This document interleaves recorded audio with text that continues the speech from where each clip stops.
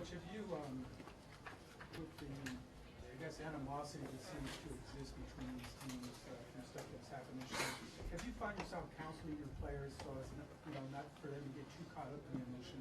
I have sane players. I don't have to counsel them. Do you care if there's a little skirmish or two? It's playoff basketball. Well, it depends on what your definition of that is, but it's playoff basketball. I heard Doc make the point that they're not supposed to like each other, and he's 100% right. We're in battle. We're competing. We're trying to advance, and they're trying to do the same thing. And they've done a great job all season long. They have some superstar players. They've had a great season. They've got an incredible coach. And now, they're clearly the favorite. And we look forward to the challenge that lies ahead. And it's supposed to be edgy. This is playoff basketball, and I think that's why the excitement about this series exists. You said depends on definition.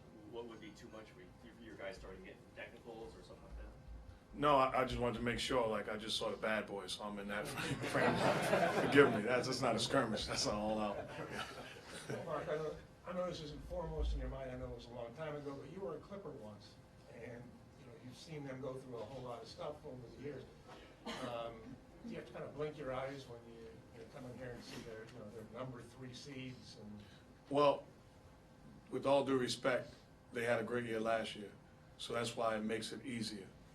Being a former Clipper, having success, we went to the playoffs one year, but it says a lot about all the people here and the job that has been done. The history of bad teams, the history of bad drafts, of bad trades, of bad signings, to be where they are today should be recognized, applauded, and acknowledged. No question about it. It's a great testament to everybody involved. And me as not just a former Clipper, but as a fan of the game, it should be acknowledged and applauded. Mark, can you touch on that? There's 2 teams here that historically have not been great. How hard is that to kind of change the culture, really to do that, I guess? Well, it's tough to do. What you don't realize is that you're not just battling or trying to change those 12 to 15 guys in uniform. You're fighting, at times, generational curses.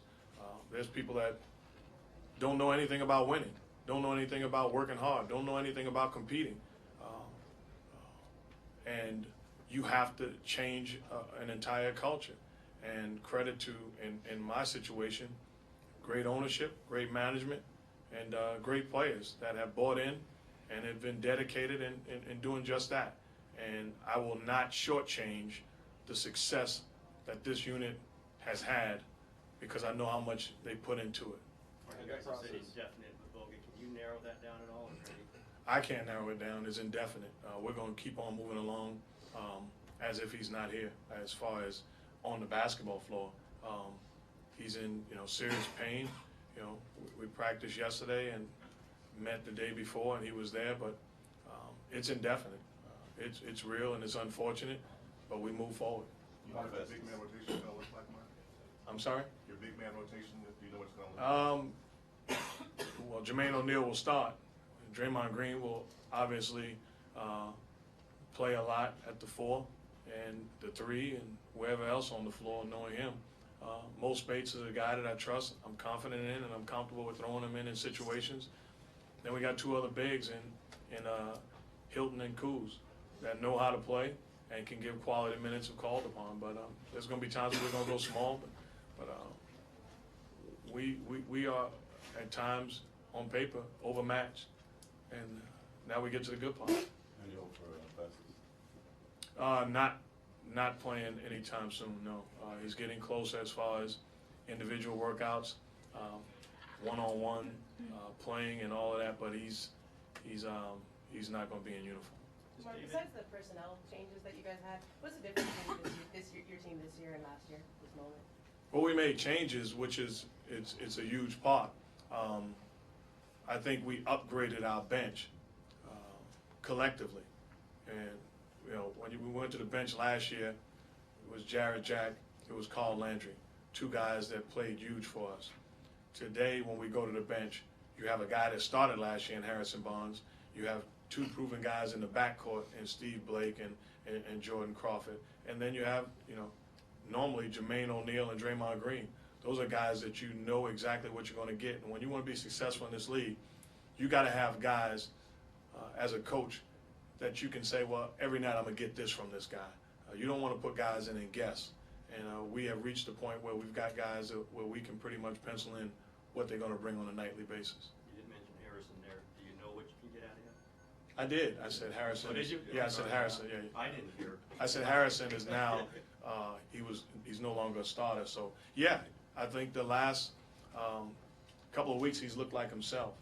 And I thought closing out the season in Denver, playing, the whole game, knocking down shots, making plays, being aggressive, I've been confident and comfortable with putting him in the game in any situation. He's a guy that's going to play the 2, the 3, the 4, and I look for him to. He's a guy that also is not afraid of the spotlight.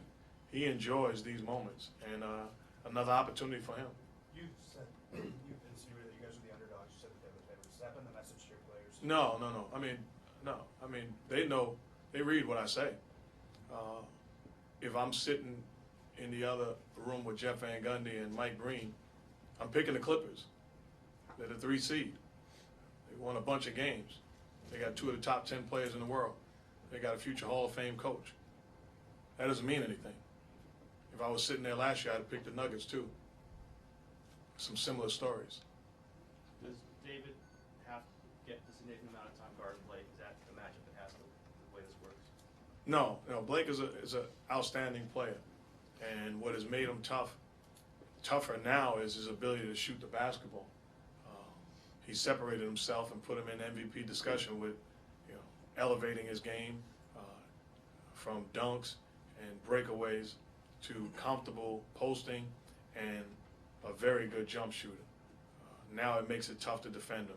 We're not going to do it with one guy. We've got to do it collectively.